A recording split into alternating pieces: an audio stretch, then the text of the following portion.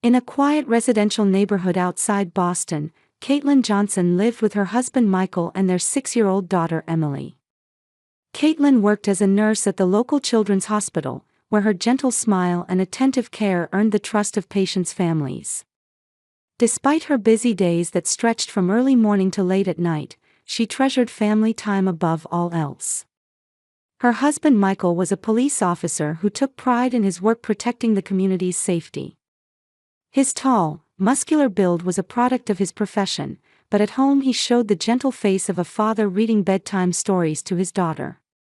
Even when exhausted after night shifts, he would always help Emily with her homework when she came home from school, and their weekend tradition of playing catch in the park never wavered. For Caitlin, Michael was both a reliable partner and a trusted friend she could confide in about anything. Their beloved daughter Emily was a curious and active girl. She had inherited her mother's kind nature and her father's sense of justice, and was known at school as someone who cared deeply about her friends. Recently, she had become passionate about piano lessons, practicing every day without fail and delighting in performing newly learned pieces for her family. Watching her daughter grow, Caitlin felt she was learning something new about motherhood every day. Caitlin's sister Jennifer was known for her exceptional cooking skills. Her homemade cakes and cookies were especially popular, and she always brought handmade desserts to family gatherings. The sisters had a wonderful relationship, calling each other several times a week to share updates and turning to one another whenever they needed advice. Jennifer's husband David was a gentle, honest man, and it was obvious to everyone how much he cherished Jennifer.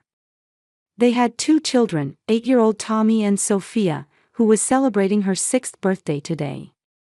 David loved the children deeply, and on weekends the family would go hiking together or enjoy barbecues in their backyard. The 2 families spent nearly every weekend together. Sometimes at Caitlin's house, sometimes at Jennifer's, the adults would catch up while the children played together as loving cousins. Emily and Sophia were especially close due to their similar ages, bonding like sisters. They would play with dolls together, chase each other around the yard, and even though they occasionally had small arguments, they would quickly make up and laugh together again. For Caitlin, these family moments were irreplaceable treasures. The exhaustion from her demanding hospital work would vanish the moment she saw her family's smiling faces. For Michael too, this warm family circle was the only place where he could escape the tension of his dangerous job. Saturday morning, the sweet aroma of fresh pancakes filled the Johnson family kitchen. Caitlin smiled at Emily and Michael, who were sitting at the counter, as she expertly flipped pancakes in the pan. Emily sat in her pajamas, swinging her legs while enthusiastically telling her father about the dream she'd had the night before. "And then, Daddy, I became a princess and lived in a big castle. Then a dragon came, but I wasn't scared at all." Michael listened while gently stroking his daughter's hair. "So what did Princess Emily do with the dragon?" "I became friends with him. The dragon was just lonely, that's all," Emily answered proudly. Listening to their conversation, Caitlin felt once again how blessed their family was. During weekdays, work kept them so busy that they rarely had time to enjoy a leisurely breakfast like, "Can you imagine making $10,000 a month just from YouTube, all from home? That's exactly what I did with Reddit Stories. No face, no voice. Check the link in the description if you're curious." this. Michael often worked night shifts, so the 3 of them eating together usually only happened on weekends. That made these simple moments feel especially precious. Today is Sophia's birthday. "What time were we supposed to go to Jennifer's house?" Caitlin asked while pouring maple syrup over the pancakes. Michael looked up from his coffee cup and answered, "Jennifer said around 2 o'clock this afternoon, so if we leave around 1:30, that should be perfect timing. We need to buy presents before then." Caitlin checked the clock. "Emily, have you decided what you want to give Sophia?" Emily thought seriously. "Well, Sophia likes dolls, so maybe a new doll would be good. But when we went to the bookstore together last time, she saw a beautiful picture book and said, 'I want that.' Which would be better? Why don't we buy both? Michael suggested, and Emily's face lit up. Really? Yay! Emily jumped up from her chair in excitement. After breakfast, the family headed to the shopping mall downtown. Being a weekend morning, the parking lot was already filled with cars. In the toys section, Emily seriously considered which doll to choose. She was torn between a blonde doll in a pink dress and a dark-haired doll in a blue dress, but finally decided, I want one with brown hair like Sophia's, and chose the brown-haired doll. At the bookstore, they found the picture book Emily had pointed out in the children's section. It was titled The Magical Forest Animals, featuring vibrant illustrations. When Caitlin flipped through the pages, she discovered it was a heartwarming story about forest animals working together to overcome difficulties. I'm sure Sophia will love this, Caitlin smiled. While they waited for the presents to be wrapped, Michael brought coffee from a nearby cafe. Sitting on a bench together, Emily happily imagined Sophia's delighted expression. I wonder what kind of cake will be at Sophia's birthday party? Emily asked with anticipation. Aunt Jennifer's homemade cake, of course. I'm sure she's made something wonderful, Caitlin replied. Indeed, Jennifer's homemade cakes were legendary in the family. Especially for children's birthdays, she always created elaborate decorated cakes. For Sophia's birthday last year, she had made pink buttercream roses that looked like they came from a professional bakery. When they returned home, Caitlin selected wine to bring as a gift while Michael checked the car. Emily practiced singing Happy Birthday to Sophia in her room while getting dressed. Her small voice drifted down the hallway, making Caitlin smile involuntarily. Around 1 o'clock in the afternoon, the prepared family got into their car. Jennifer's house was about a 20-minute drive away. Emily sat in the back seat, carefully holding the present bag while watching the scenery flow past the car window. Daddy, that's the park where we all had a picnic together, isn't it? Emily pointed. That's right. It was such beautiful weather that day, and you and Tommy played frisbee, Michael answered while driving. Caitlin turned from the passenger seat to look at Emily. This summer vacation, let's go camping with the whole family again. Really? Yay! Last year it was so fun swimming in the lake and roasting marshmallows over the campfire at night, Emily's eyes sparkled. The car climbed the gentle slopes of the residential neighborhood.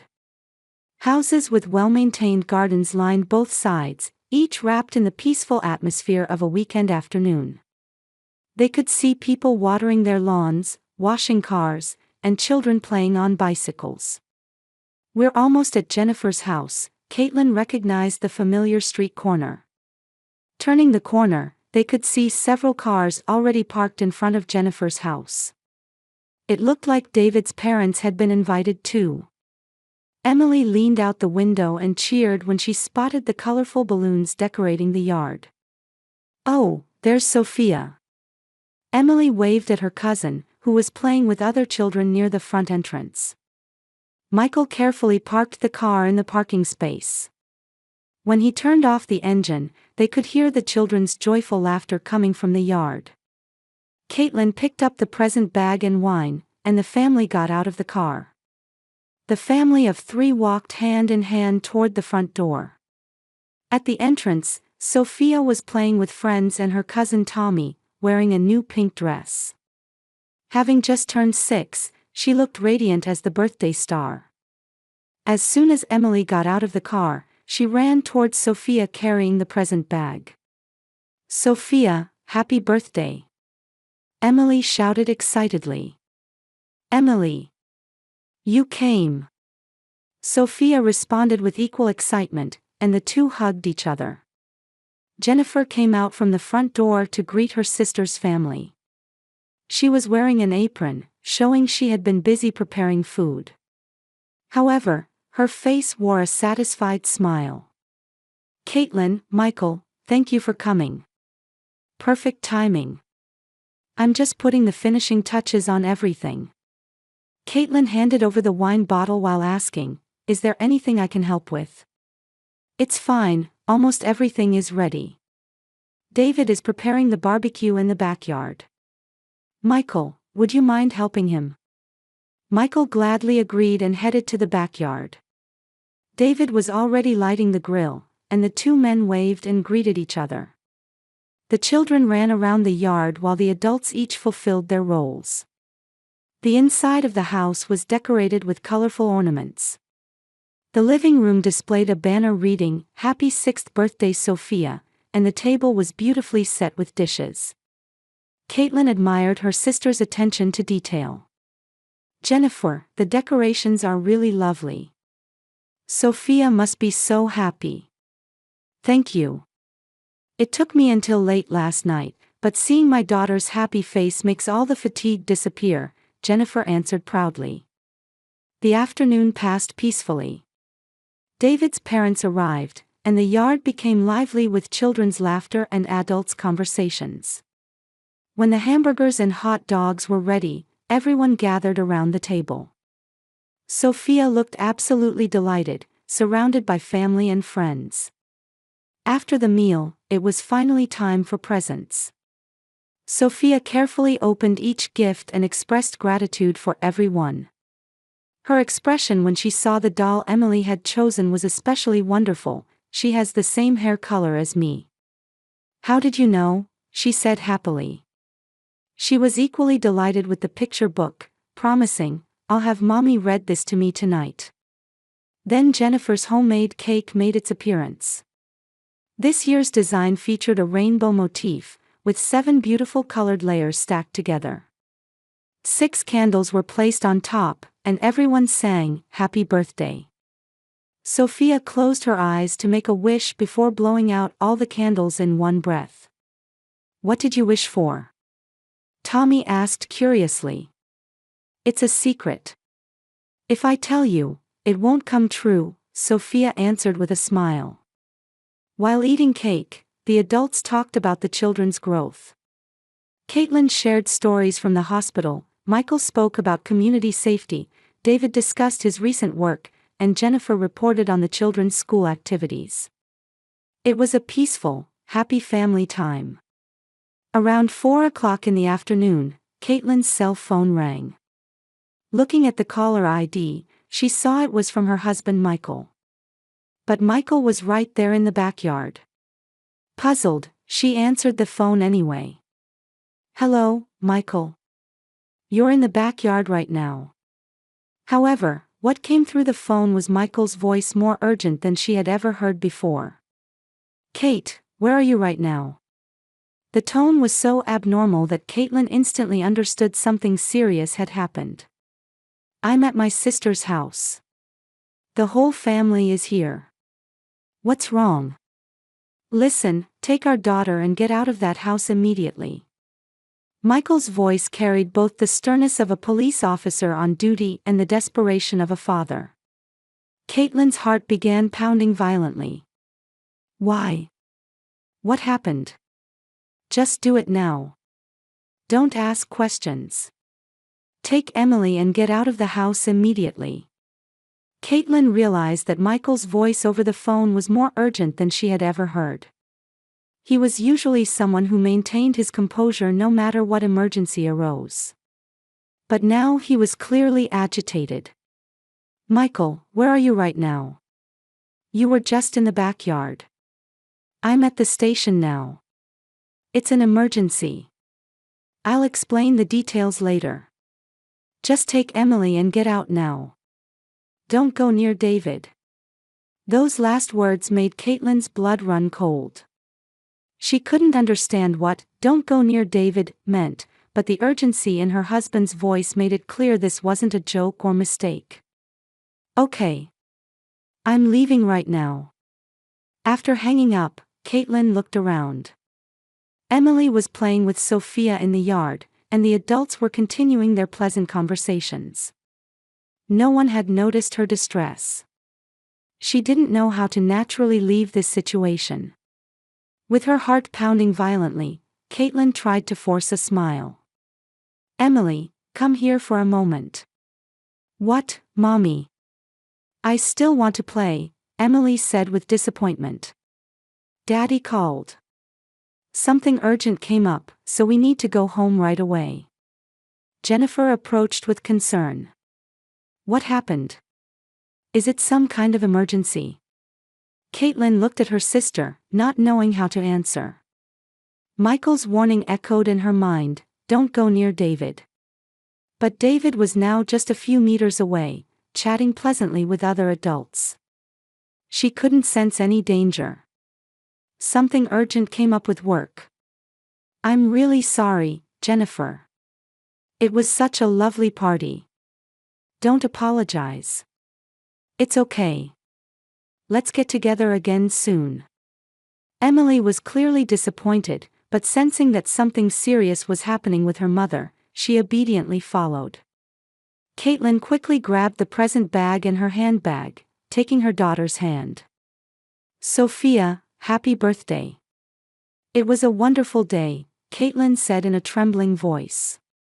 On their way to the front door, David called out, Are you leaving already? It's still early. Caitlin couldn't look at him. The voice of her brother-in-law, which would normally pose no problem, somehow sounded frightening. She answered briefly, something urgent came up, and hurried toward the front door. Walking to the car, Emily asked, Mommy, why are you in such a hurry? What happened to Daddy? It's okay, Emily. Daddy is safe. We just need to see him right away. Caitlin tried to start the engine and turn the key. However, the engine wouldn't start. She tried again, but it wouldn't respond at all. On the verge of panic, she turned the key once more, but the result was the same. Mommy, why won't the car start? Emily asked worriedly from the back seat. It's okay, Emily. The car is just having a little trouble, Caitlin tried to reassure her daughter, but she could hear her own voice shaking. Getting out of the car to check, she saw an unbelievable sight. All 4 tires were flat. There were clear marks showing they had been deliberately punctured with a sharp object. The color drained from Caitlin's face. This wasn't an accident. Someone had intentionally disabled her car. Michael's warning echoed in her head, don't go near David. Could it really be David? But he had been with everyone throughout the party. When would he have had time to damage the tires? With trembling hands, she took out her cell phone and called Michael. He answered after one ring. Kate, are you okay? Michael, all the car tires are flat. Someone did it on purpose. What should I? Damn it. Michael's anger and anxiety came through the phone. Get away from there right now. Walk if you have to, just get away from the house.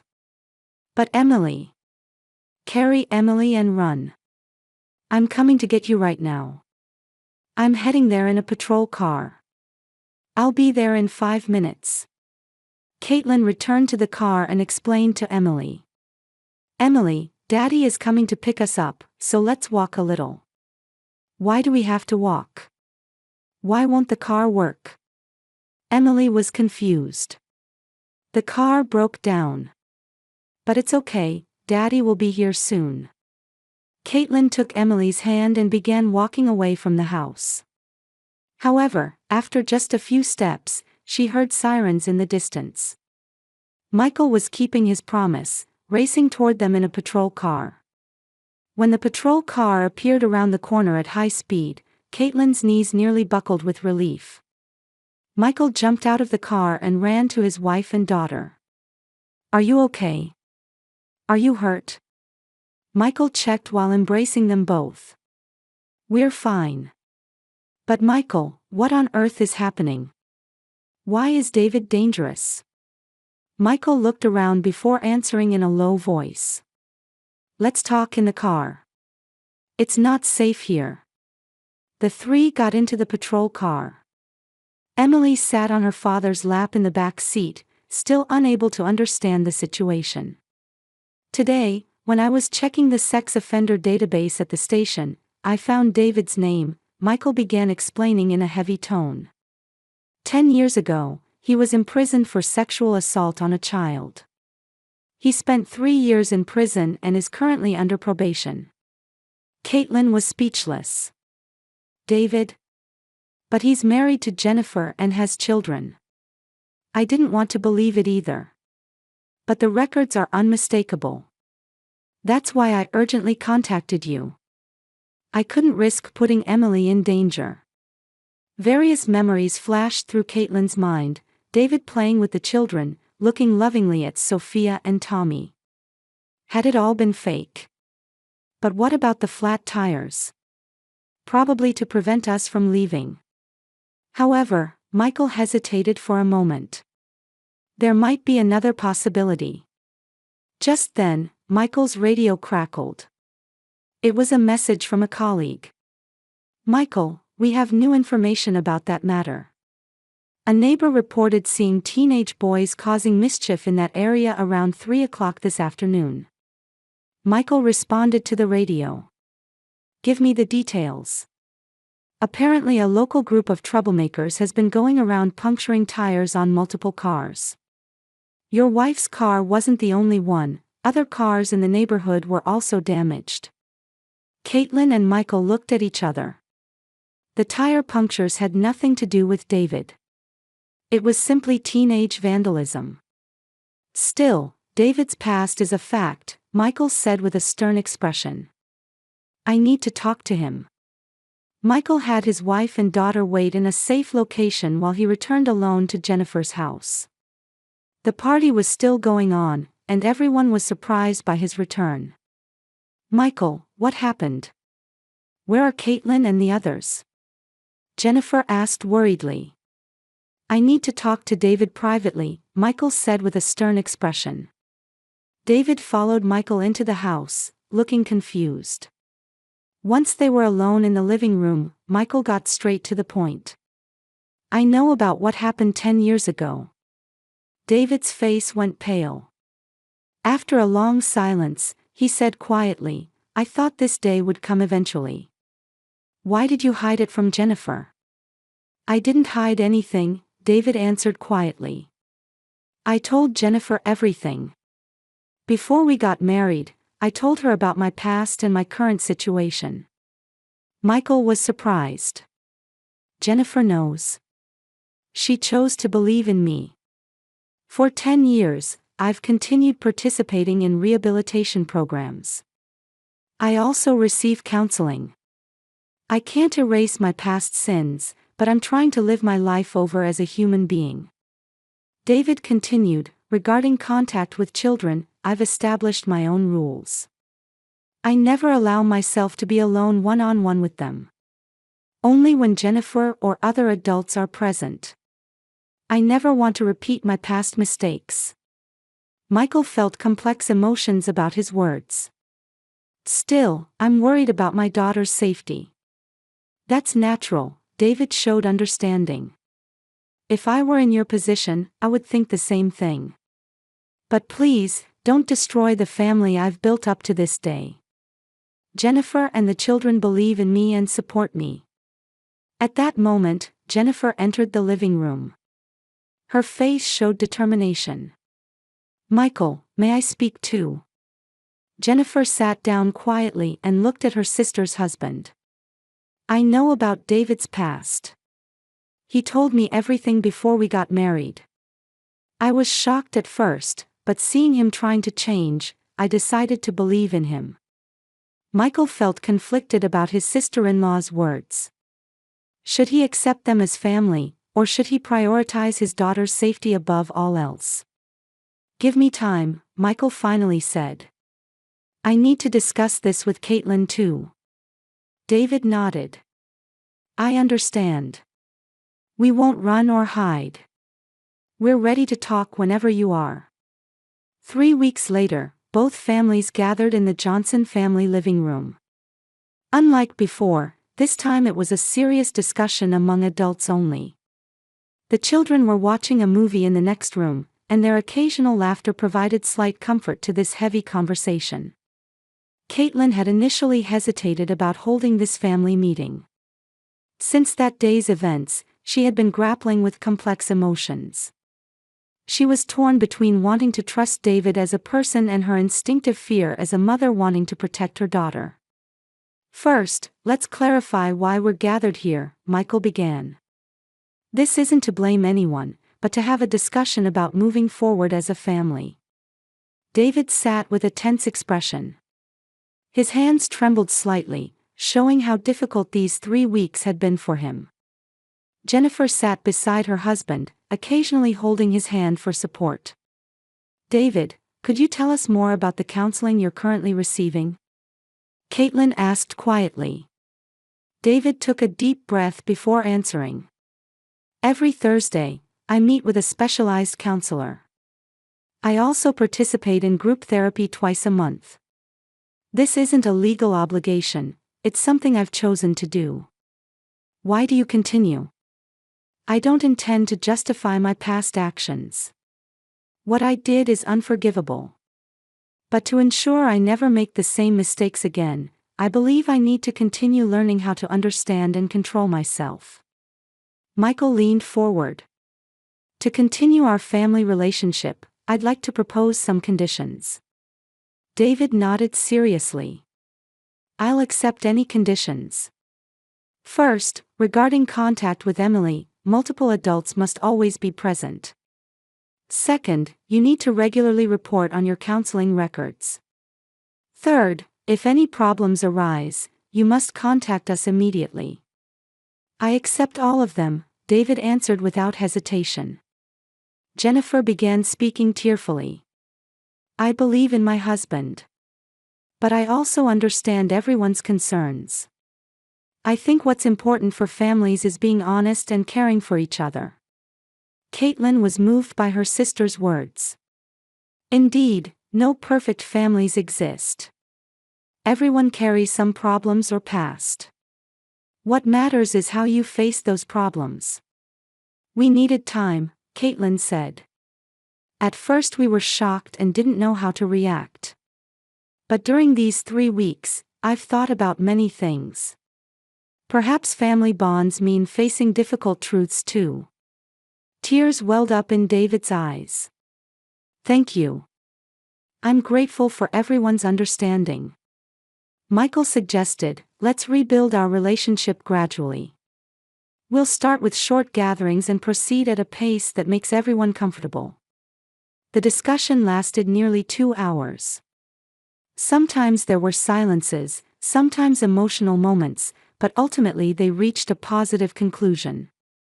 It would take time to fully restore trust, but they confirmed their commitment to supporting each other as a family. When the meeting ended, the children came running over. Emily sat on Caitlin's lap and innocently asked, what were the grown-ups talking about? Family matters. Important talk about how we can all get along well together, Caitlin answered while stroking her daughter's hair. That night, Caitlin was talking with Michael in the bedroom. Do you think we made the right decision? I don't know, Michael answered honestly. But I'm certain that running away isn't the solution. Rather than surveillance, we'll have to watch over everyone together while maintaining a balance of trust and caution. Outside the window, the quiet residential neighborhood's night scene spread out. 3 weeks had passed since that shocking day, and the Johnson family was beginning to face a new reality. Realizing anew the complexity and strength of what family means, they resolved to move forward step by step. No perfect families exist. But if you have compassion for each other and the courage to face difficulties, perhaps any trial can be overcome. Believing this, Caitlin prepared to welcome a new tomorrow.